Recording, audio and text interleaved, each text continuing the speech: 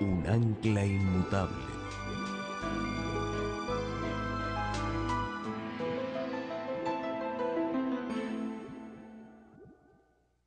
Nuestro tema de estudio en esta noche será el mensaje del segundo ángel.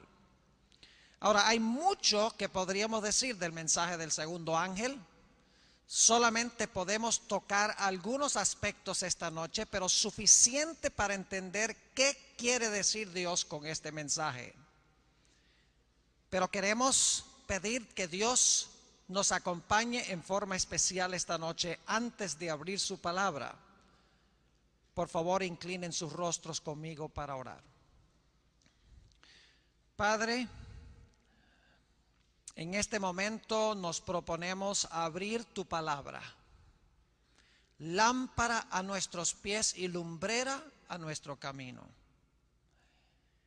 Señor, el mensaje de esta noche es de suprema importancia, al igual que los otros durante la semana, pero particularmente el de esta noche. Te pido, Señor, que tú abras mentes y suavices corazones para recibir el mensaje de esta noche. Te damos gracias, Señor, por la certeza de tu respuesta, porque te lo pedimos en el nombre precioso de tu Hijo, Cristo Jesús. Amén. Para entender el mensaje del segundo ángel necesitamos entender primero el mensaje del primer ángel. Hemos estudiado varias cosas en el transcurso de esta semana. Hemos hablado del evangelio eterno. ¿Qué significa el evangelio eterno? Significa que Jesús bebió la copa de la ira de Dios en nuestro lugar. Jesús pagó el precio para que nosotros no tengamos que pagar el precio. Ya el precio fue pagado. Cuando recibimos a Jesús, no tenemos que sufrir más, no tenemos que pagar más nada, porque el precio fue pago. Eso es vital, porque no todos los cristianos enseñan lo mismo. En segundo lugar, estudiamos lo que significa temer a Dios. Significa que en nuestra adoración le tenemos respeto. No introducimos en el servicio de adoración prácticas y costumbres mundanas, música mundana y otras prácticas que se siguen en el mundo secular. La adoración a Dios debe ser especialmente sagrada. Nos dimos cuenta que el mensaje del primer ángel también nos insta a darle gloria a Dios. Es decir, debemos en nuestra vida reflejar el carácter de Jesús a nuestros semejantes. Nos hemos dado cuenta también que el mensaje del primer ángel dice que estamos ahora en el juicio. Eso significa que si estamos ahora en el juicio a partir de 1844, entonces la gente que ha muerto en Cristo no están ni en el infierno ni en el cielo, sino que están en el sepulcro. Los mensajes de los tres ángeles nos hablan del estado de los muertos. Los muertos nada saben. Como vimos anoche, el mensaje del primer ángel nos llama a adorar al Creador y a guardar su santo sábado. Notamos en otro tema que estudiamos esta semana que los que reciban los mensajes de los tres ángeles guardan los mandamientos de Dios por amor a Jesús, porque tienen los mandamientos escritos en el corazón. No van a decir que la ley fue clavada en la cruz, que es imposible guardar la ley, que no estamos bajo la letra sino bajo el espíritu, que la gracia de Cristo hace innecesario guardar los mandamientos, porque el mensaje del tercer ángel en su conclusión dice: aquí están los que guardan los mandamientos de Dios. Y anoche hablamos sobre la fe de Jesús, una fe inquebrantable ante las peores circunstancias. No habrá nada en el mundo que pueda sacudir a los hijos de Dios, porque estarán anclados seguramente en el mensaje del primer ángel, un mensaje centrado en Cristo Jesús. Después del primer ángel, tenemos el mensaje del segundo. Y recuerden que los mensajes son secuenciales. Es decir, el segundo ángel sigue en orden el primero. El primero da su mensaje al mundo, luego viene el segundo. Y quiero que noten lo que dice el mensaje del segundo ángel en Apocalipsis 14 y el versículo 8. Otro ángel le siguió diciendo: ha caído Babilonia. Cuando Dios repite algo, es porque ese algo es muy importante. Significa que Babilonia ha caído de verdad. Ha caído Babilonia, la gran ciudad, porque ha hecho beber a todas las naciones del vino del furor de su fornicación. La razón por la cual Babilonia ha caído es porque ha rechazado el mensaje del primer ángel.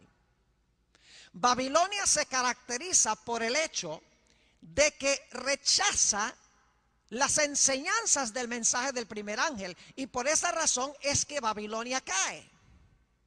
En vez de Babilonia proclamar el mensaje del primer ángel y todas las enseñanzas que van vinculadas con ese mensaje, Babilonia le da a las naciones de la tierra el vino del furor de su fornicación, y por eso ha caído. Es decir, el vino que da Babilonia está en contraste con el contenido del mensaje del primer ángel. Ahora, para entender más plenamente la caída de Babilonia, necesitamos ir a Apocalipsis, el capítulo 17.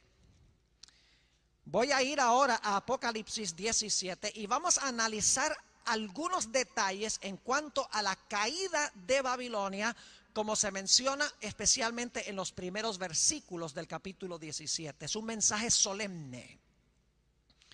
Dice en Apocalipsis 17:1, y vamos a ir paso a paso. Quiero decirles que cuando terminemos esta noche no van a tener ninguna duda en cuanto a nada de lo que hemos hablado. La identidad de Babilonia la van a saber, aunque yo no les voy a decir quién es Babilonia, pero ustedes van a saber quién es Babilonia. Por las características bíblicas, vamos a dejar que la Biblia se explique sola. Vamos a encontrar que lo que es Babilonia es muy claro en la Sagrada Escritura, y los pecados de Babilonia se delinean claramente en la Escritura. Dice en el versículo 1 del capítulo 17: vino entonces uno de los 7 ángeles que tenían las 7 copas y habló conmigo diciéndome: ven acá y te mostraré la sentencia contra la gran ramera. Ahora necesitamos parar un momento allí. La gran ramera. En la Sagrada Escritura, las profecías presentan su mensaje en lenguaje simbólico. Es decir, no se puede tomar el lenguaje literalmente. Esta no es una ramera, no es una prostituta literal. Es un símbolo que tenemos aquí. Es una mujer que se ha prostituido. Por eso necesitamos entender en primer lugar en la Biblia qué representa una mujer.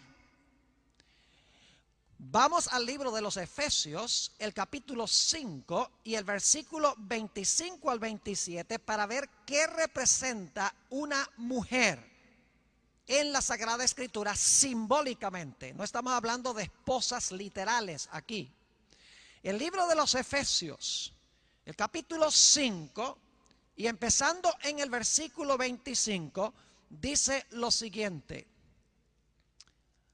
maridos, amad a vuestras mujeres, así como Cristo amó a la iglesia y se entregó a sí mismo por ella. Miren el paralelo. Maridos, amad a vuestras mujeres como Cristo, el marido espiritual, amó a su mujer, la iglesia. Es decir, que a una mujer simbólicamente en la Biblia representa la iglesia. Ahora, la iglesia en Efesios 5 es una iglesia pura porque Cristo la santifica, la limpia para presentarse una iglesia sin mancha, ni arruga, ni cosa semejante. Pero la mujer de Apocalipsis 17 es una mujer que se ha prostituido. Como la mujer representa a la iglesia, tiene que representar una iglesia que se ha prostituido, es decir, que no preserva la verdad pura de Dios. Ahora, en el Antiguo Testamento, en el libro de Ezequiel, encontramos este tipo de terminología. Ezequiel, el capítulo 16 y el versículo 30 es muy interesante porque aquí Dios está hablando de Israel, su pueblo en el Antiguo Testamento. Y quiero que noten cómo llama Dios a los que profesan ser su pueblo. Y ojalá ustedes en su tiempo libre, los que están escuchando por radio y también viendo por televisión, ojalá que saquen sus Biblias y lean todo el capítulo 16 de Ezequiel. Es una historia lóbrega. Es una historia triste donde Dios habla del pueblo de Israel, su iglesia del Antiguo Testamento, que se ha prostituido con las naciones, ha adoptado las prácticas paganas de las naciones circundantes. Y solo tenemos tiempo de leer el versículo 30 de Ezequiel 16, a donde Dios dice a su pueblo, los que profesan ser su pueblo: cuán inconstante es tu corazón, dice Jehová el Señor, habiendo hecho todas estas cosas, obras de una ramera desvergonzada. ¿Qué terminología terrible usa Dios para describir a los que profesaban ser su pueblo? Vez tras vez tras vez en el Antiguo Testamento, cuando Dios habla de la ramera, está hablando de su pueblo que ha apostatado de Dios, adoptando prácticas paganas de las naciones circundantes. Así que en Apocalipsis el capítulo 17, esta mujer ramera debe estar en línea con las referencias a la ramera en el Antiguo Testamento que se aplican al pueblo de Israel. Es decir, que en Apocalipsis la ramera no es, digamos, una religión como los musulmanes, los hindúes, los budistas. Debe ser que representa el profeso pueblo de Dios que ha adoptado prácticas paganas y las ha incorporado en su sistema. Volvamos otra vez a Apocalipsis, el capítulo 17, y quiero leer otro aspecto del versículo 1. Dice: vino entonces uno de los 7 ángeles que tenía las 7 copas y habló conmigo diciéndome: ven acá y te mostraré la sentencia contra la grande ramera, la que está sentada sobre muchas aguas. Esta iglesia, que una vez fue pura, pero que ha adoptado prácticas del paganismo, dice que está sentada sobre muchas aguas. ¿Qué representan las muchas aguas sobre las cuales está sentada esta ramera? El mismo capítulo 17 lo explica. Dice en el versículo 15 del capítulo 17, en cuanto a las aguas, ¿qué representan las aguas? Declara: me dijo también: las aguas que has visto donde la ramera se sienta son pueblos, muchedumbres, naciones y lenguas. Yo no sé si ustedes ven aquí la conexión con el mensaje del primer ángel. El primer ángel lleva su mensaje a toda nación, tribu, lengua y pueblo, porque la ramera está sentada sobre toda nación, tribu, lengua y pueblo. El mensaje del primer ángel tiene el propósito de llamar a las gentes sobre las cuales se sienta esta ramera a recibir el mensaje del primer ángel y todo lo que representa el mensaje del primer ángel.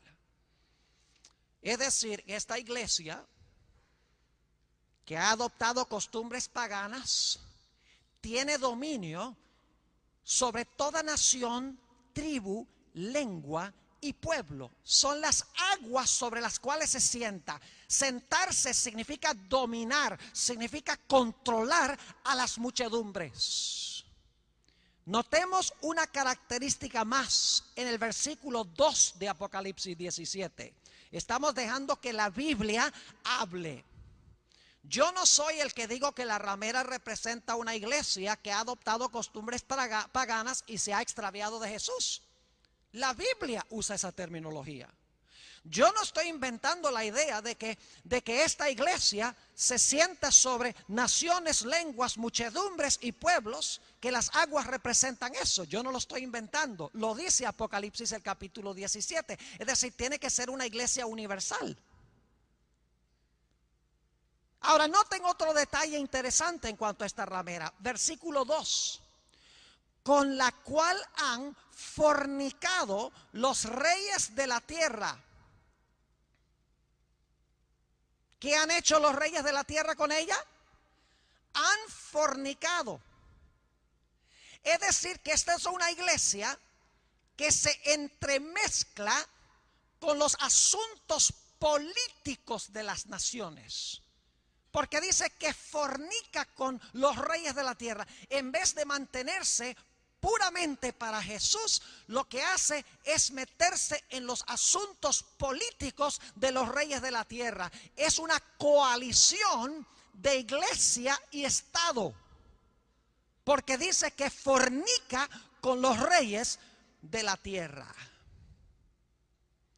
Ahora, ¿cómo se llama esta ramera? Esto es un detalle muy importante, porque en Apocalipsis 14, versículo 8, el mensaje del segundo ángel dice: cayó Babilonia. ¿Será que esta ramera es la misma Babilonia que se menciona en el mensaje del segundo ángel? La respuesta es sí. Noten el capítulo 17 y el versículo 5. Dice en el versículo 5, en cuanto a esta ramera: y en su frente un nombre escrito. Un misterio. Babilonia la grande, la madre de las rameras y de las abominaciones de la tierra. ¿Qué nombre lleva esta ramera que se sienta sobre muchas aguas, que fornica con los reyes de la tierra? ¿Se llama qué? Babilonia. ¿Es la misma Babilonia del mensaje del segundo ángel? Claro que sí. ¿Cuántas Babilonias puede haber? Hay una sola Babilonia en el libro de Apocalipsis. Esto significa que Apocalipsis 17 está hablando de lo mismo que Apocalipsis el capítulo 14 y el versículo 8, el mensaje del segundo ángel. Y dice aquí que esta ramera se llama Babilonia y se le llama, noten la terminología, se le llama la madre. La madre. ¿Cuántos de ustedes conocen una madre que no tiene hijas? Y son hijas, porque es una ramera y las hijas son rameras también. La madre de las rameras tiene que ser, las hijas tienen que ser mujeres. No se sientan mal, que esto está hablando de apostasía. Es decir, que esta madre no está sola, sino que tiene hijas que nacieron de ella, que también han asimilado prácticas que no están en la Biblia, que contradicen el mensaje del primer ángel, y que también controlan a las muchedumbres bajo el mando de la madre, porque dice que ella es madre. Y no conozco la primera madre que no tenga hijos. Conozco mujeres que no tienen hijos, pero no una madre que no tenga hijos. Y en este caso, esta madre tiene hijas que nacieron de ella, que comparten muchas de sus enseñanzas, muchas de sus ideas, y que también contradicen el mensaje del primer ángel, y por eso también han caído. Ahora, ¿cuál es el gran pecado de Babilonia? Hay que regresar a Apocalipsis 14 y el versículo 8, y luego vamos a leer otra vez el 17 y el versículo 2. Dice en Apocalipsis 14 y el versículo 8: Otro ángel le siguió diciendo: ha caído Babilonia, la gran ciudad. ¿Y por qué cayó? Noten la palabra que se usa. Porque, ahora va a dar la razón por la cual cayó, porque ha hecho beber a todas las naciones del vino del furor de su fornicación. La razón por la cual Babilonia cae es porque da a todas las naciones, lenguas, tribus, pueblos sobre los cuales se sienta vino del furor de su fornicación. Noten Apocalipsis 17 y el versículo 2, la misma idea. Hablando de esta ramera que se llama Babilonia, dice: con la cual han fornicado los reyes de la tierra, y los moradores de la tierra se han, noten, los moradores de la tierra se han embriagado con el vino de su fornicación. El gran pecado que lleva a la caída de Babilonia es que Babilonia le da vino a todas las naciones sobre las cuales se sienta y controla. Ahora, la pregunta clave es: ¿qué representa el vino que esta ramera, esta iglesia apóstata, esta iglesia que ha asimilado prácticas y doctrinas que no son bíblicas, qué representa el vino que ella le da a las naciones? La respuesta está en Apocalipsis 17 y el versículo 4. Dice en el versículo 4 lo siguiente: y la mujer estaba vestida de púrpura y escarlata. Noten los colores predominantes: púrpura y escarlata. Y adornada de oro, de piedras preciosas y de perlas. Y ahora escuchen: y tenía en la mano un cáliz. ¿Qué es un cáliz? ¿Sabe lo que es un cáliz? Un cáliz es una copa. Dice: y tenía en la mano un cáliz. ¿Qué creen ustedes que tenía el cáliz? ¿Qué le da la ramera a las naciones? ¿Qué les da? Vino. Vino. Es decir, el cáliz tiene vino. ¿Pero qué es el vino? Noten que dice en la última parte del versículo 4: y tenía en la mano un cáliz de oro lleno de ¿qué? De abominaciones y de la inmundicia de su fornicación. Es decir, el vino que le da Babilonia a las naciones es o se compone de sus abominaciones. Inmediatamente nos preguntamos: ¿qué son esas abominaciones? ¿Entienden que el vino son las abominaciones? Dice que tiene un cáliz y en el cáliz están sus abominaciones. Es decir, el vino que está en el cáliz son sus abominaciones. Ahora, en Apocalipsis 17 no dice cuáles son las abominaciones que están en la copa. Tenemos que buscar en otras partes de la Biblia la palabra abominación o abominaciones para saber qué es tan abominable para Dios. Tenemos que ir a otras partes de la Escritura para ver qué son las abominaciones. Si sabemos qué son las abominaciones, vamos a saber qué es su vino, porque el vino son las abominaciones. Quiero leer una cita. Es una cita fuerte, muy fuerte, a donde Ellen White, de quien vamos a hablar mañana en la noche. Si usted cree que sabe cuál es el propósito de Ellen White en la iglesia adventista, puede ser que no. Muchos adventistas tienen un concepto erróneo del papel de Ellen G. White en esta iglesia. Tienen un concepto limitado y solo parcial de lo que es el testimonio de Jesucristo. Mañana vamos a hablar del testimonio de Jesucristo, Dios mediante en la noche. Y es un tema solemne que no solamente se presta para aquellos que no pertenecen a la iglesia adventista, pero se presta especialmente para aquellos que pertenecen a la iglesia adventista. Vamos a hablar del testimonio de Jesucristo. La iglesia adventista cree, y yo podría darles un curso literalmente de 20 horas, dándoles las razones bíblicas por las cuales creemos esto, que Dios llamó a Elena G. de White y le dio luz profética. Así que la cita que voy a leer es una cita muy significativa para aquellos que no son adventistas, que están aquí con nosotros esta noche, escuchando por el radio, viendo por televisión. Por favor, no se vayan, porque después de leer la cita, voy a ir a la Biblia y comprobar que la cita es correcta bíblicamente. Aquí está la cita. Se encuentra en su libro Testimonios para los Ministros, página 58.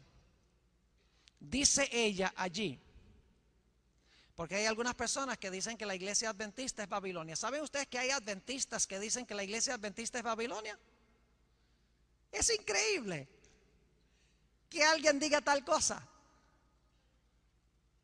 Elena White se opuso a esta idea.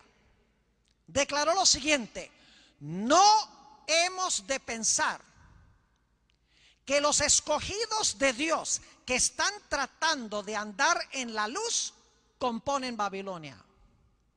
Y ahora viene la declaración fuerte: las denominaciones religiosas caídas son Babilonia. Babilonia ha estado promoviendo doctrinas ponzoñosas, es decir, doctrinas venenosas, el vino del error. ¿Qué representa el vino? ¿Doctrinas qué? Doctrinas venenosas, dice aquí. ¿Cuáles son? Sigue diciendo, este vino de error se compone de falsas doctrinas, tales como la inmortalidad del alma, el tormento eterno de los malos. ¿Recuerdan que estudiamos nosotros un tema sobre el fuego consumidor? Y vimos que el fuego es eterno, pero los impíos no se queman para siempre. Y eso está en el mensaje del tercer ángel y hay que entenderlo correctamente. Dice como la inmortalidad del alma, el tormento eterno de los malos, la negación de la preexistencia de Cristo antes de su nacimiento en Belén, y el defender y exaltar el primer día de la semana por encima del día santo de Dios. ¿Tienen que ver algunas de estas doctrinas con el mensaje del primer ángel? Todas tienen que ver con el mensaje del primer ángel. Son una contradicción del mensaje del primer ángel. Porque el primer ángel dice, adora al Creador en el sábado. Mientras que las denominaciones religiosas caídas dicen, no, es el domingo. El primer ángel dice, la hora de su juicio indica que los muertos nada saben. Las iglesias enseñan que cuando una persona se muere, se va al cielo el alma. La Biblia dice que cuando los impíos son quemados, van a ser reducidos a cenizas. Aun cuando el fuego continúa para siempre, los impíos no se van a continuar quemando para siempre. Babilonia dice exactamente lo contrario. Ahora, ¿son estas las únicas doctrinas? No. Sigue diciendo Elena G. de White lo siguiente: estos errores y otros similares, así que hay más, ella solamente está dando algunos ejemplos.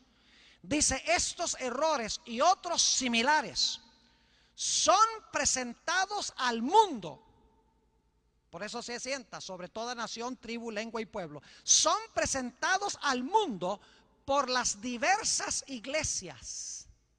Y así se cumple el pasaje que dice, porque todas las gentes han bebido del vino del furor de su fornicación. Ahora, ¿por qué se llama del furor de su fornicación? Noten lo que explica Elena White y lo vamos a corroborar todo esto con la Biblia. Dice ella, un furor es lo que producen falsas doctrinas.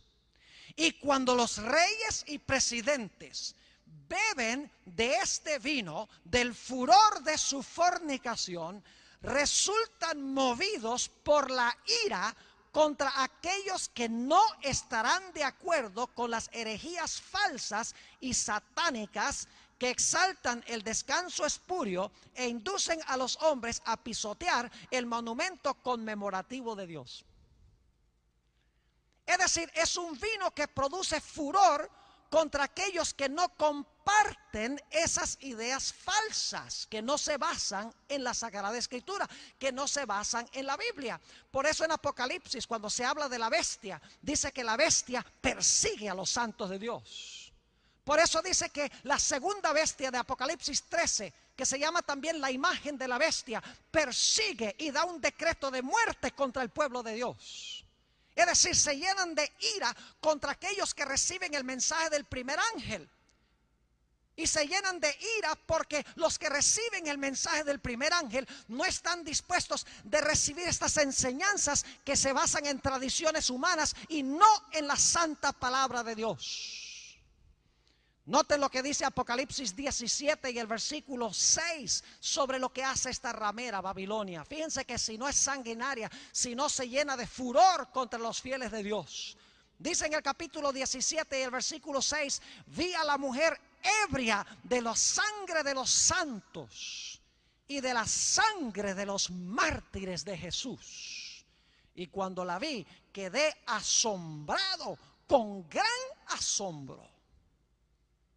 Es una iglesia que tiene sangre en sus manos, persiguiendo a aquellos que no están de acuerdo con sus doctrinas que ha asimilado del paganismo. Ahora yo quiero preguntar, ¿será que Elena G. White en este comentario está inventando algo que no está en la Biblia? Absolutamente no. Ahora vamos a ir a una serie de versículos bíblicos a donde se usa la palabra abominación, porque la copa que tiene vino, el vino son las abominaciones. Así que vamos a buscar la palabra abominación para ver según la Biblia qué es abominación, qué son abominaciones. Vamos en primer lugar a Deuteronomio, el capítulo 7. Dejemos que la Biblia misma se explique. Y yo sé que lo que estoy diciendo es fuerte. No he mencionado nombres de iglesias, ni voy a mencionar aquí tampoco nombres de iglesias. Pero yo creo que con lo que estamos estudiando, los que están presentes, los que están escuchando por radio, los que están viendo por televisión, están captando un cuadro o un concepto de lo que estamos hablando aquí. Ahora, debo decirles que todas las iglesias tienen verdaderos hijos de Dios. Yo creo inclusive que la mayoría de los verdaderos hijos de Dios están fuera de la iglesia adventista del séptimo día. ¿Y cómo, pastor? ¿Cómo cree usted eso? Sí, señor. Y es más, la Biblia enseña que la mayoría de los adventistas se van a ir y van a apostatar. Pero la iglesia no va a quedar vacía, porque de afuera de Babilonia muchos van a aceptar el mensaje del primer ángel y van a entrar a ingresar a las filas del pueblo de Dios. Gloria al Señor. Amén. Oh, qué lindo es oír esos amenes.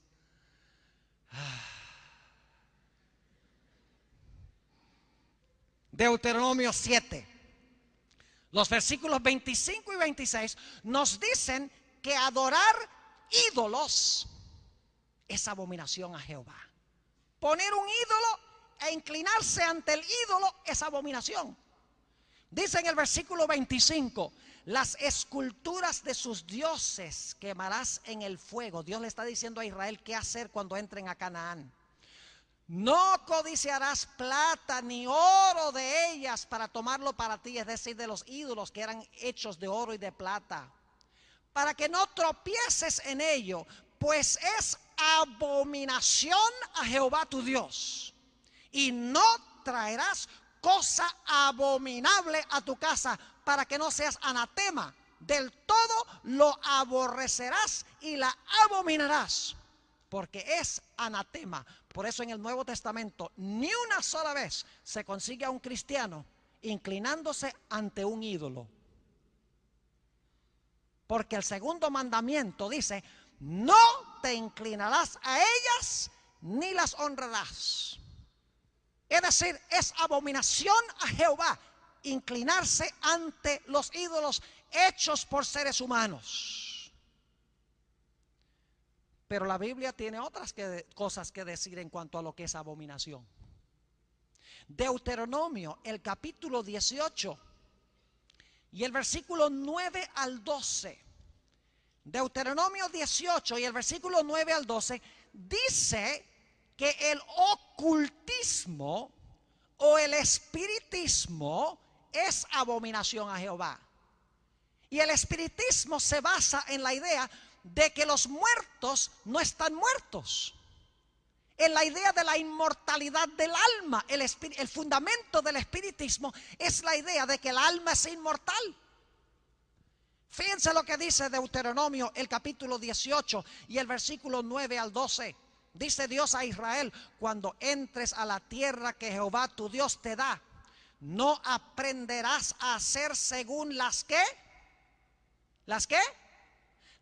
abominaciones de aquellas naciones. La misma palabra, claro, en hebreo, pero es la misma palabra equivalente de Apocalipsis 17. Ahora, ¿qué quiere decir esto? No aprenderás a hacer según las abominaciones de aquellas naciones. Dice: no sea hallado en ti quien haga pasar a su hijo o su hija por el fuego. Vamos a volver a eso en unos momentos. Ni quien practique adivinación, ni agorero, ni sortílego, uno que echa suertes, ni hechicero, ni encantador, ni adivino, ni mago, ni quien consulte a los muertos. Porque es que los muertos están muertos. Y cuando se consulta a los muertos, no es el muerto el que está hablando, es Satanás disfrazado del muerto el que está hablando. Como la historia de la pitonisa de Endor. Así el diablo quiere controlar a las masas, dando la impresión de que esta persona que se murió se apareció, la otra persona que se murió se apareció, Dios la mandó al cielo, o tal vez se fue al cielo, se volvió un ángel y volvió a la tierra como un ángel. Porque cuando la gente cree eso, el supuesto familiar o el ángel le puede decir a la persona lo que le dé la gana. Y si la persona cree que es un ángel o un familiar, le va a creer, aunque sea el peor error. Por eso es que Dios dice: no confíes en que los muertos vengan a hablar contigo. Obedece la Biblia. No voces, ni impresiones, ni emociones, ni sentimientos. Porque hoy en día el mundo cristiano lo que quiere es ir a la iglesia a divertirse. Debemos ir a la iglesia, mis apreciados hermanos y hermanas, visitas, jóvenes. Debemos ir a la iglesia con el fin de estudiar la palabra de Dios, descubrir la voluntad de Dios, para estar dispuestos de obedecerla, cueste lo que cueste. Sigue diciendo en el versículo 12: porque es abominación, fíjense la misma palabra, abominación para con Jehová cualquiera que hace estas cosas. Y por estas abominaciones Jehová tu Dios echa estas naciones de delante de ti. No solo idolatría, a inclinarse ante ídolos, sino la idea de la inmortalidad del alma, y todas las prácticas que vienen como resultado son abominaciones a Jehová. Son parte de las abominaciones que se encuentran en la copa de esta grande ramera. Pero hay algo más. En Proverbios, el capítulo 28 y el versículo 9, el sabio Salomón nos dice algo muy interesante. Proverbios 28 y el versículo 9, escuchen esto: el que aparta su oído para no oír la ley, ya sea una persona que diga que la ley fue clavada en la cruz, que los cristianos no tienen que guardar la ley, que Cristo guardó la ley en mi lugar, que no estamos bajo la ley sino bajo la gracia, por lo tanto no hay que obedecer la ley de Dios. No importa cuál de esas doctrinas sea, dice: el que aparta su oído para no oír la ley, su oración también es ¿qué cosa? Abominable. Es decir, descartar la ley de Dios y decir que no se necesita guardar es una abominación ante Jehová. Por eso Apocalipsis dice que los que reciben el mensaje del primer ángel guardan los mandamientos de Dios. Es decir, guardan la ley de Dios porque no han bebido las abominaciones de Babilonia. Pero hay más. Noten lo que dice Jeremías, el capítulo 13 y el versículo 26 y 27. Jeremías 13, 26 y 27. Aquí está hablando de la fornicación, y no está hablando de la fornicación literal entre un hombre y una mujer. Está hablando del acto de Israel adoptar prácticas y costumbres de las naciones circundantes. Jeremías el capítulo 13 y el versículo 26 y 27 dice, Dios hablando de su pueblo, mire qué fuerte habla Dios de su pueblo. Dice, yo pues descubriré también tus faldas delante de tu rostro. Es decir, te voy a desnudar. Y si leen Apocalipsis 17, dice que Dios va a desnudar la grande ramera que está sentada sobre muchas aguas. Dice, yo pues descubriré también tus faldas delante de tu rostro y se manifestará tu ignominia, tus adulterios, tus relinchos, la maldad de tu fornicación sobre los collados. En el campo vi tus abominaciones. Es decir, fornicación espiritual, no preservar la verdad de Dios pura, sino adoptar prácticas de las naciones circundantes, prácticas que no están en la santa palabra de Dios.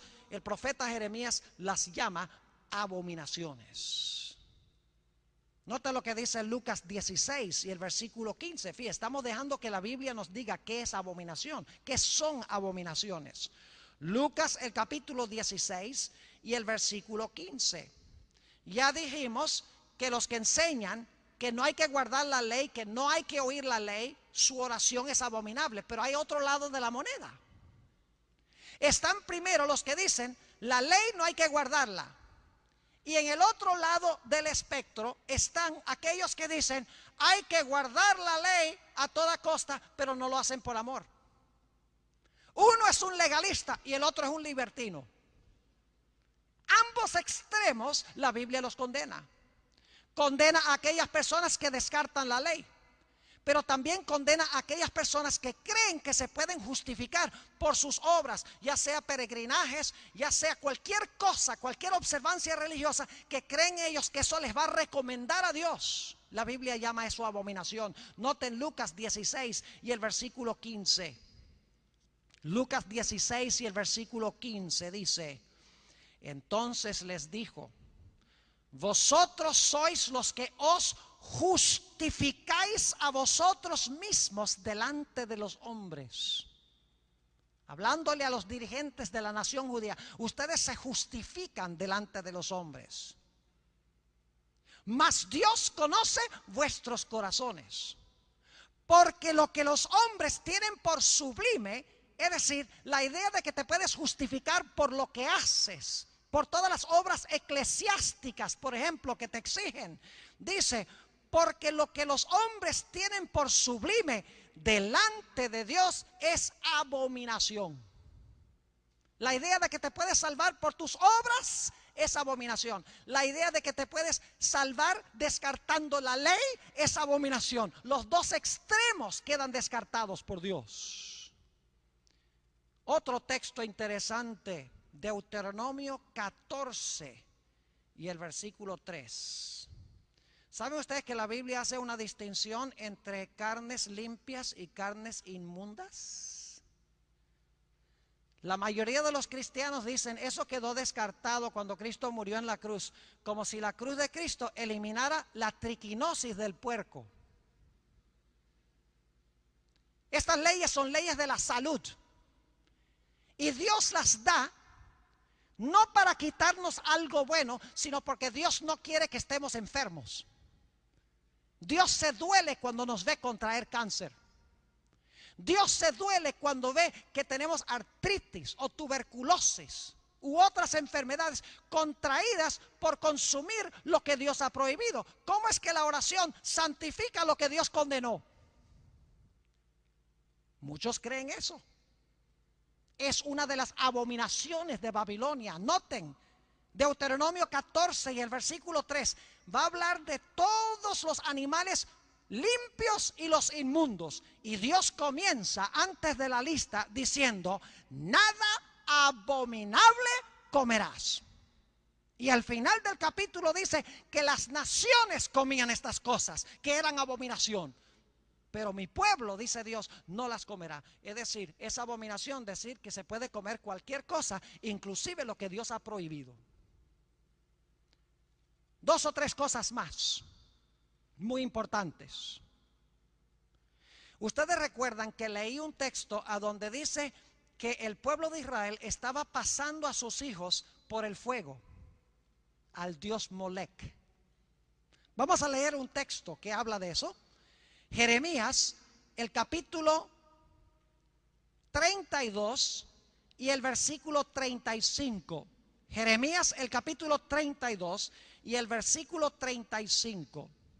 Dice allí: y edificaron lugares altos a Baal, los cuales están en el valle del hijo de Hinnom, para hacer pasar por el fuego sus hijos y sus hijas a Moloc, lo cual no les mandé, ni me vino al pensamiento que hiciesen esta abominación para hacer pecar a Judá. Alguien dirá: yo no conozco ninguna iglesia hoy que queme a los hijos. Es verdad. Pero necesitamos entender la razón por la cual Israel había caído en el error de quemar a sus hijos en honor al dios Moloc. ¿Saben por qué lo hacían? Porque tenían el concepto de que sus dioses, de que el dios Moloc era un dios que estaba airado, y que ese dios airado exigía que se quemasen a sus hijos en el fuego. ¿Será que hoy en día muchas iglesias enseñan un concepto del infierno que presenta a Dios como un Dios airado, y que Dios va a echar a la gente al infierno para que se quemen por los siglos sin fin? Mientras los santos cantan en el cielo, los impíos tienen que quemarse en las llamas del infierno como ofrenda a Dios. Es decir, por extensión, la misma idea por la cual el pueblo de Israel ofrecía a sus hijos a Molec es la misma razón por la cual muchos creen que Dios quema a la gente en el infierno, para apaciguar la ira de Dios, como si quemar a un pecador en el infierno pudiese apaciguar la ira de Dios. Lo único que apacigua la ira de Dios es el hecho de que Jesús bebió la copa para que nosotros no tengamos que beberla. Ezequiel 22 y el versículo 2 dice que derramar sangre inocente es abominación a Jehová. Y en Apocalipsis 17 esta ramera derrama sangre inocente. Es decir, es una iglesia que se ha prostituido, que tiene sangre en sus manos. Ha sido perseguidora a través de los siglos, especialmente al final de la historia. Ahora quiero ir al último ejemplo. Ezequiel el capítulo 8. Ezequiel el capítulo 8 y el versículo 16. Ezequiel el capítulo 8 y el versículo 16. No pierdan este punto, muy importante.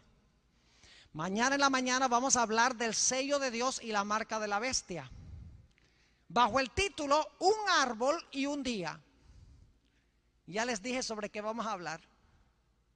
Vamos a ver que el árbol de Génesis, la prueba con respecto al árbol, al principio, es paralelo a la prueba final con respecto al día.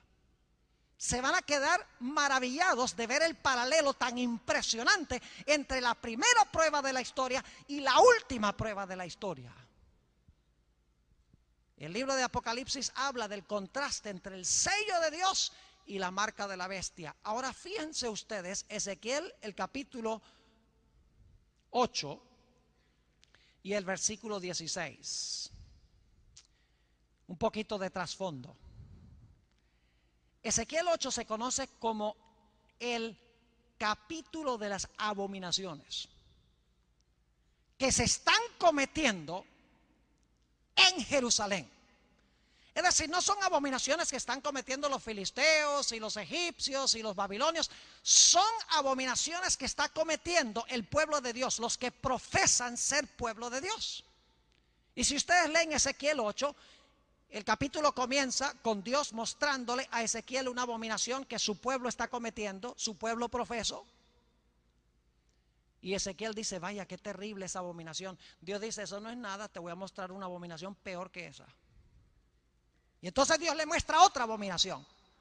Y Ezequiel dice, qué bárbaro, no puede haber nada peor que eso. Dios dice, eso no es nada, te voy a mostrar una abominación peor que esa. Y la peor abominación es la que culmina la lista.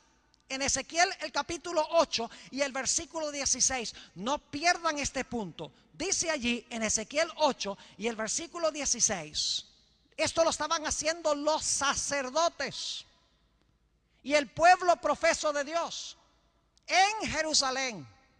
Babilonia no es un poder ateo o un poder hindú o un poder budista o un poder musulmán. Es un poder cristiano que profesa ser cristiano. Note lo que dice Ezequiel 8 y el versículo 16. Y me llevó al atrio de adentro de la casa de Jehová. Y he aquí, junto a la entrada del templo de Jehová, entre la entrada y el altar, como 25 varones, sus espaldas vueltas al templo de Jehová y sus rostros hacia el oriente, y adoraban al sol postrándose hacia el oriente. La peor abominación de todas es que el pueblo de Israel estaba adorando al Dios Sol y le estaban dando la espalda a Dios al adorar al Dios Sol. Y alguien dirá, pero Pastor Bor, hoy en día no hay ninguna iglesia que adore el sol. No hay ninguna iglesia cristiana que adore el sol. Eso es verdad. Pero ¿qué día guardan la mayoría de las iglesias cristianas? ¿Qué día? El séptimo día. No, ¿cuál día? El primer día. ¿Y cuál es el primer día? ¿El día de qué? Domingo. ¿Pero es el día del qué? En todas las civilizaciones antiguas, el domingo, el primer día de la semana, es el día del sol. Y alguno dirá, pero Pastor Bor, no es lo mismo adorar al sol que adorar en el día del sol. Y yo quiero decirles que sí es. Permítame explicarles cómo. ¿Quién hizo el sol? Dios. ¿Lo hizo para la adoración? ¿Le dio alguna santidad al sol? No. ¿Qué pasa entonces si usted emplea el sol con propósitos santos o sagrados, como un objeto de adoración? ¿Qué pasa? ¿Cómo se llama eso? Se llama idolatría. Porque idolatría es tomar cualquier cosa para la adoración que Dios no hizo para la adoración. Es convertir en santo lo que Dios no hizo santo. Ahora yo pregunto, ¿quién hizo el primer día de la semana? ¿Quién hizo el primer día de la semana? Dios. ¿Lo hizo para la adoración? ¿Le dio santidad? No. Entonces, ¿qué sucede si los seres humanos toman un día que Dios no le dio santidad y lo convierten en un día santo de adoración? ¿Es el mismo principio? Claro que sí. Porque es tomando algo secular y atribuirle santidad. No importa si es un objeto, el sol, o si es un día. El principio es el mismo. Es el hombre santificando y usando para la adoración lo que Dios no ha santificado y no ha establecido para la adoración.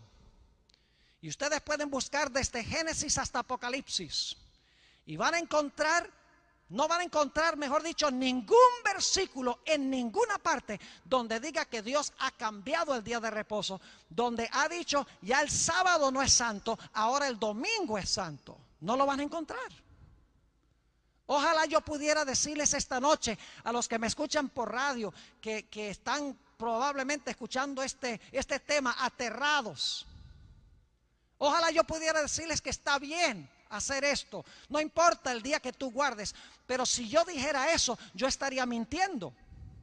Y cuando yo acepté el llamado para ser pastor, acepté el cometido de que iba a estudiar la palabra de Dios, iba a predicarla con todo su poder y con toda su claridad, como Dios la ha dado en su santo libro. Y muchas veces no es fácil. No crean ustedes que para mí es fácil pararme aquí en esta noche y decir estas cosas que estamos hablando. No es fácil. Porque yo no quiero ofender a nadie. Yo quiero que todos sepan que yo los amo. Dios da estos mensajes porque nos ama. Dios no quiere que nosotros permanezcamos en el error. Dios quiere que recibamos la verdad. Porque nuestra salvación eterna está en juego. El segundo ángel dice, vamos a ver en unos momentos, sal de Babilonia. Y el tercer ángel dice, si no sales, va a caer sobre ti la ira de Dios. Una persona durante esta semana estaba diciendo, uy, el pastor Bol lo que predica medio asusta. ¿Ustedes creen que lo que yo predico asusta? Lean el mensaje del tercer ángel. Ya no soy yo el que les está dando el susto, es Dios. Y Dios lo pone claro y fuerte. No adores la bestia, no adores su imagen, no recibas su marca. No por ofendernos, sino porque Dios quiere salvarnos. Él no quiere que adoremos la bestia, ni que adoremos su imagen, ni que recibamos la marca de la bestia. Él quiere que recibamos el mensaje del primer ángel para que nos podamos salvar. Dios no quiere derramar su ira sobre nosotros. Él quiere que recibamos el evangelio eterno y todo lo que está incluido en esa designación, para que no tengamos que beber la copa de la ira de Dios. Mis apreciados hermanos y amigos, jóvenes, señoritas, los que me escuchan por radio y por televisión, la palabra de Dios deja muy en claro que al final de la historia va a haber una gigantesca apostasía en el cristianismo. Y lo estamos viendo ahora.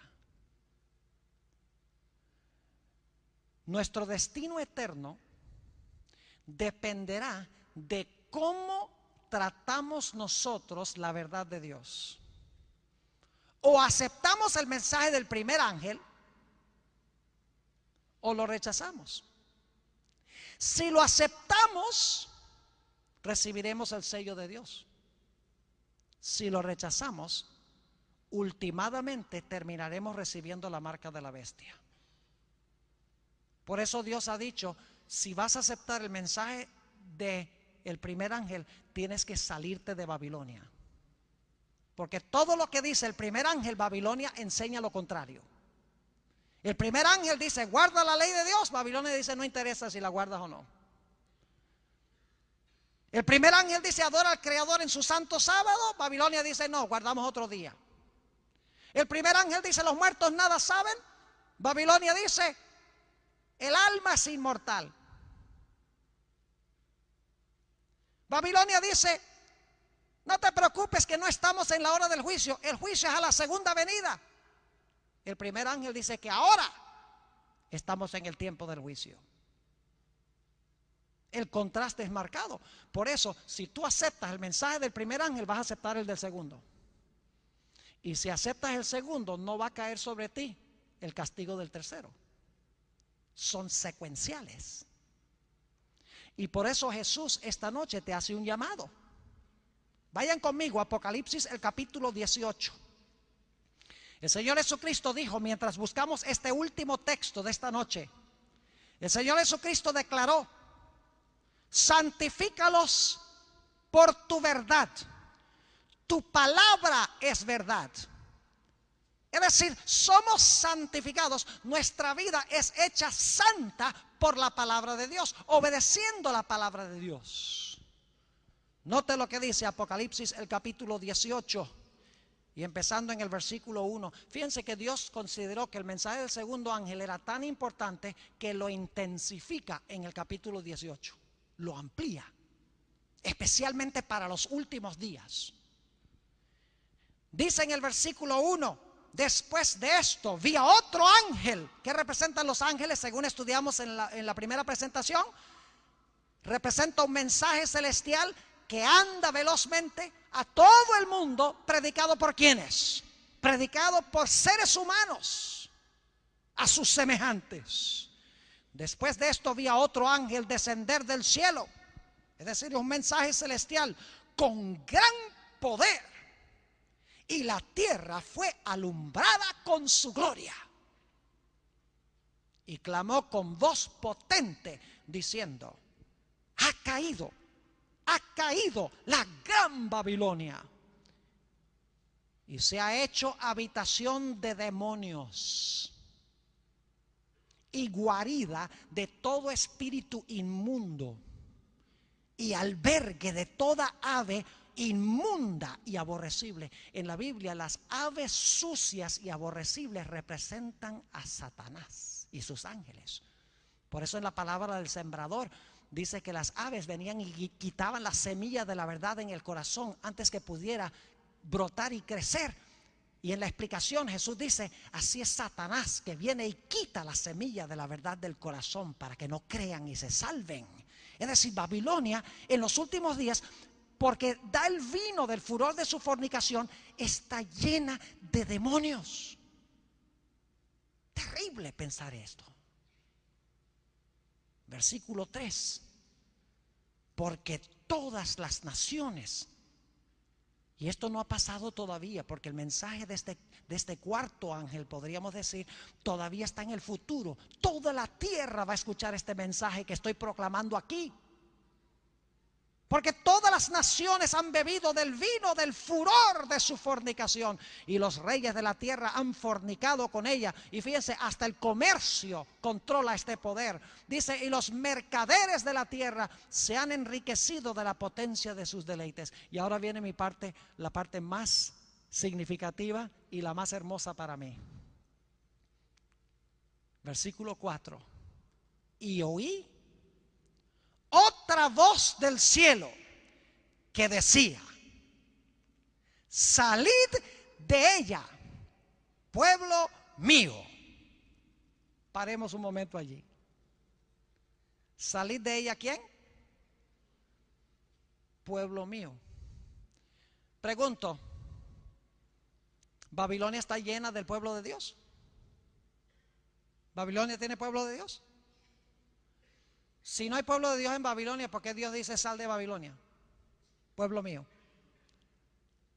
Por eso digo, la mayoría del pueblo de Dios son cristianos sinceros. Están en todas las iglesias, aman a Jesús, están buscando la verdad, tienen un corazón sincero, tienen hambre y sed de justicia, como dice Jesús en las bienaventuranzas. Anhelan conocer la verdad, están buscando la verdad. El Señor Jesucristo no los va a chasquear, con tal que tengan sinceridad y estén buscando y sirviendo a Dios de acuerdo a lo que mejor conocen. Dios recibe su servicio. El cielo estará lleno de gente que no fueron adventistas del séptimo día, porque no conocieron. Pero en los últimos días todo el mundo va a tener la oportunidad de conocer lo que estamos predicando esta noche, porque dice: toda la tierra fue alumbrada de su gloria. No se escapa ningún ser humano. Por eso digo que los adventistas deberíamos estar proclamando estos mensajes que estamos hablando aquí. Yo sé que esta semana ha sido muy teológica, no los he entretenido, no les he contado muchas historias, no los he hecho reír, porque estamos viviendo en una época de la historia crucial, importante, trascendental. Y no es tiempo ahora para celebrar. Ya tendremos tiempo para celebrar cuando estemos en camino al cielo con Jesús. Ahora debemos servir a Dios con temor y con temblor. Debemos vivir el mensaje del primer ángel, escuchar el mensaje del segundo ángel, Babilonia tiene mucho pueblo de Dios. Todas las iglesias tienen mucho pueblo de Dios. Y a nosotros nos incumbe presentarles las verdades de esta semana para que ellos digan, bueno, a mí no me enseñan nada de eso en mi iglesia. ¿Qué debo hacer? Bueno, para aceptar el mensaje del primer ángel, tú tienes que salir de allá. Sal de Babilonia, pueblo mío. Versículo 4. Y oí otra voz del cielo que decía, salid de ella, pueblo mío. ¿Y por qué razón? Para que no seáis partícipes de sus pecados, o sea, sus abominaciones, ni recibáis parte de sus ¿qué? De sus plagas. Pregunta, los que saben que deben salir de Babilonia y no salen, ¿qué van a recibir? Las plagas. No lo digo yo, lo dice la Biblia. Por eso Dios hace este llamado tan urgente a los que estamos reunidos aquí en esta noche, a los que están escuchando por la emisora de radio, a los que ven por televisión. Dios te llama a aceptar toda la verdad del mensaje del primer ángel, la ley, el sábado, lo que enseña la Biblia en cuanto al estado de los muertos, lo que enseña la Biblia en cuanto a glorificar al Creador, el verdadero concepto del evangelio eterno. Dios te llama a aceptar toda la verdad para que seas santificado o santificada por la verdad. Yo quiero preguntar en esta noche, al llegar a la conclusión, tenemos a una hermana que va a cantar un himno especial para nosotros ahora.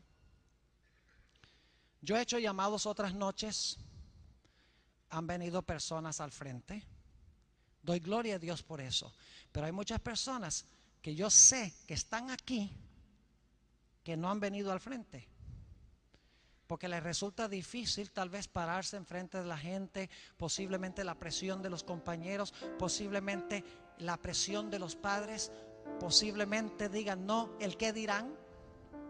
Pues esta noche yo quiero darles la oportunidad de que ustedes respondan al llamado del Señor. Quiero preguntar en esta noche, ¿cuántos de los presentes quieren decirle al Señor Jesucristo: Señor Jesús, ahora entiendo la importancia del mensaje del primer ángel. Ahora entiendo la importancia de las verdades distintivas que se presentan en este mensaje. Pastor, yo no sabía estas cosas. Yo he estado posiblemente observando el día de reposo que no está en la Biblia. Posiblemente, pastor, yo he tenido un concepto equivocado de la ley. Posiblemente no me di cuenta de que estamos ahora en el juicio y que debo darle gloria a Dios. Debo contemplar a Jesús, estudiar su palabra, orar, acercarme a Él, porque la hora de su juicio ha llegado. Yo quiero preguntar en esta noche, ¿hay alguien aquí que quiere decirle al Señor Jesús: en esta noche yo estoy dispuesto de recibir y aceptar toda la verdad de Dios como se revela en su santa palabra? ¿Quiere levantar la mano? Muchos ya la han recibido.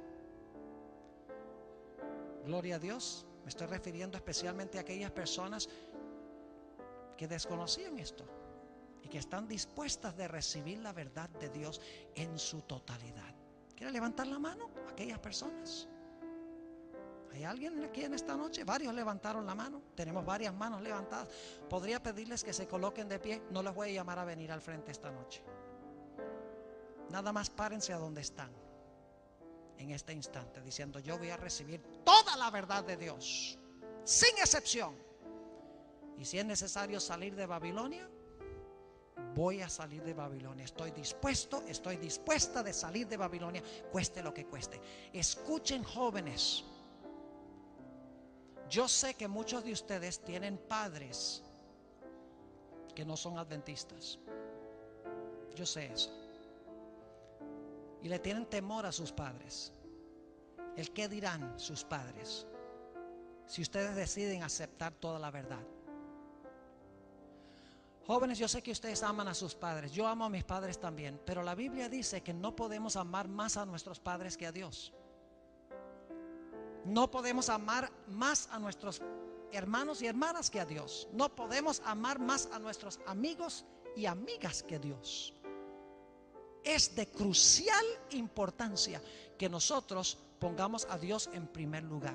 No rechaces este llamado esta noche, porque es el último llamado de este tipo que voy a hacer en esta noche. Doy gloria a Dios por las personas que han respondido. Hay varias a través del auditorio. Hay personas que están escuchando el radio que han aceptado el mensaje de esta noche. Hay personas que van a ver el programa de televisión y van a aceptar el mensaje de esta noche. Doy gloria a Dios por eso, pero hay más. No endurezcas tu corazón, tu salvación eterna está en juego. Vamos a escuchar las notas de este himno.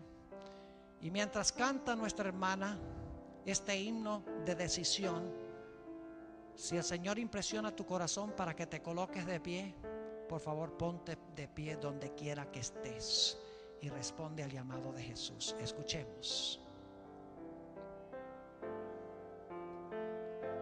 Jesús hoy espera entrar en tu ser. Ábrele tu corazón. Acéptalo y deja la oscuridad. ¿Cuál será tu decisión?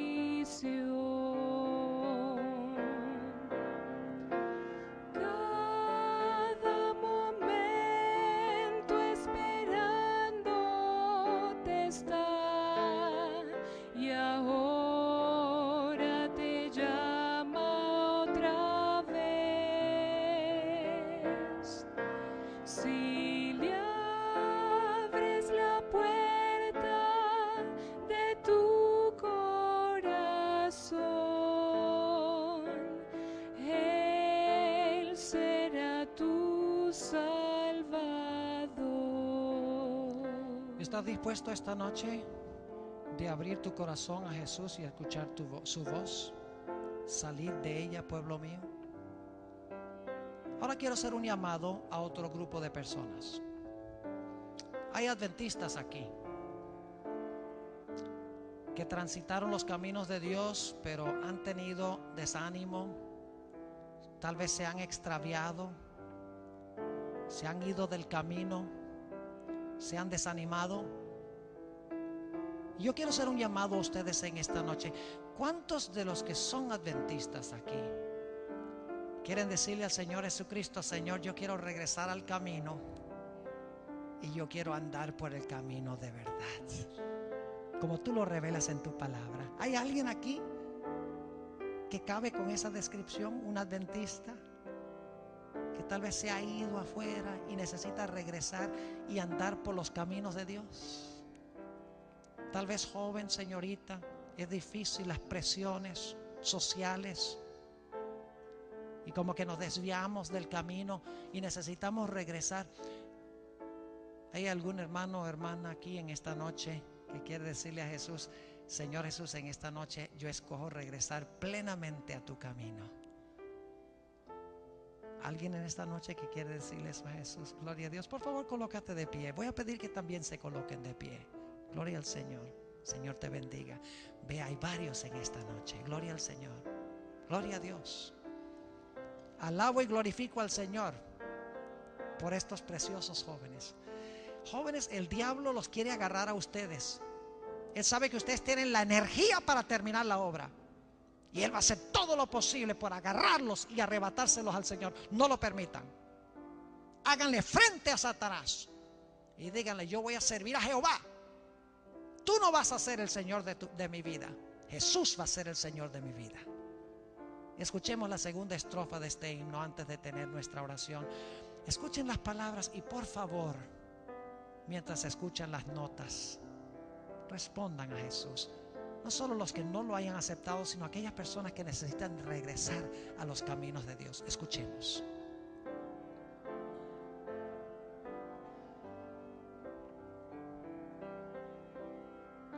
Si das este paso hacia Cristo el Señor,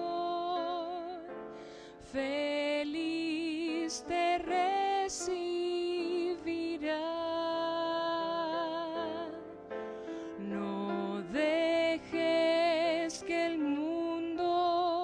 te aparte de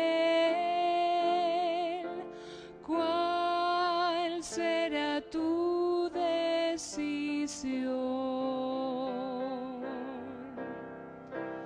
Cada momento esperándote está, y ahora te llama otra vez.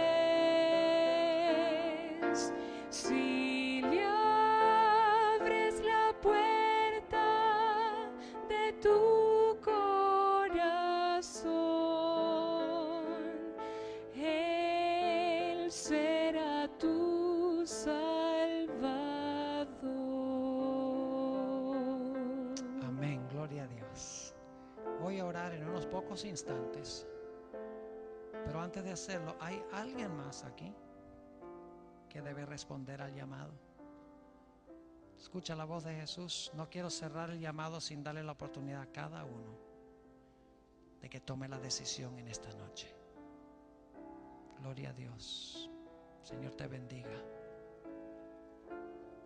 Si durante la oración quieres responder aún, te invito a que te coloques de pie. Varios más se están colocando de pie. Gloria a Dios. Yo creo que va a haber un gran reavivamiento y reforma en la institución, con la ayuda de Dios. Oremos. Padre Celestial, te damos gracias que nos has sacado de las tinieblas a tu luz admirable.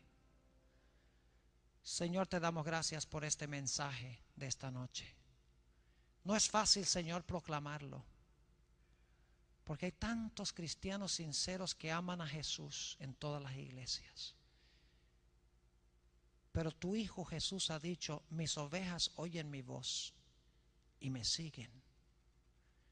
Te pido, Señor, que estés con esas almas sinceras que se han colocado de pie en esta noche, expresando el deseo de andar por tu camino de verdad, cueste lo que cueste. Y Señor, te pido que bendigas a los demás jóvenes que se han colocado de pie, jóvenes que han decidido regresar al camino y llevar la senda recta que tú has establecido en tu palabra. Te ruego, Señor, que tú estés con cada uno de estos jóvenes. Te ruego que estés con los que escuchan por radio, con los que ven por televisión. Oh Señor, ayúdanos a prepararnos para el cierre de la puerta de la gracia y la gloriosa de tu Hijo Jesús. Gracias por haber estado con nosotros en esta noche.